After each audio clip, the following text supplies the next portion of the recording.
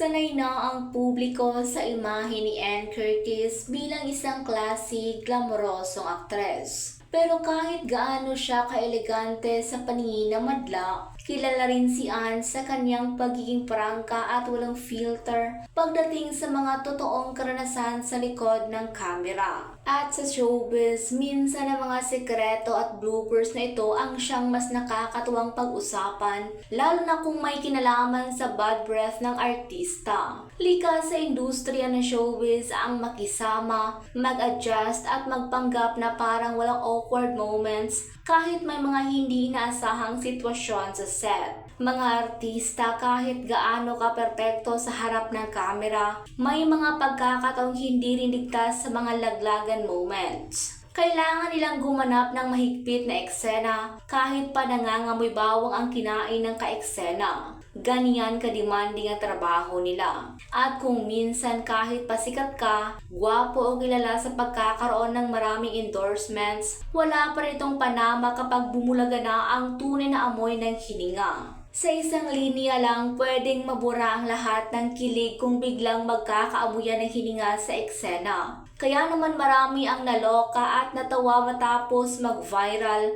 ang isang kwento na isiniwalat ng isang aktor tungkol sa kanyang nakakahiya at mabahong karanasan kasama si Ann Curtis. Sa isang interview, ibinahagi ng kapamilya heartthrob na si Joshua Garcia ang kanyang blooper habang kinukunan ng isang intimate scene kasama si Ann para sa kanilang proyekto na It's Okay to Not Be Okay.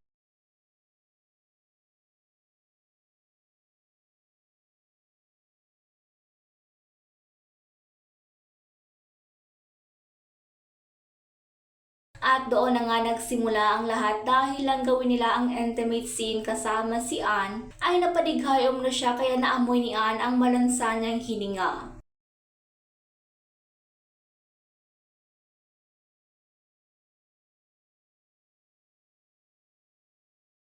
At syempre hindi nagpaawat si Ann at prangka siyang pinagsabihan dahil sa amoy ng kanyang hininga.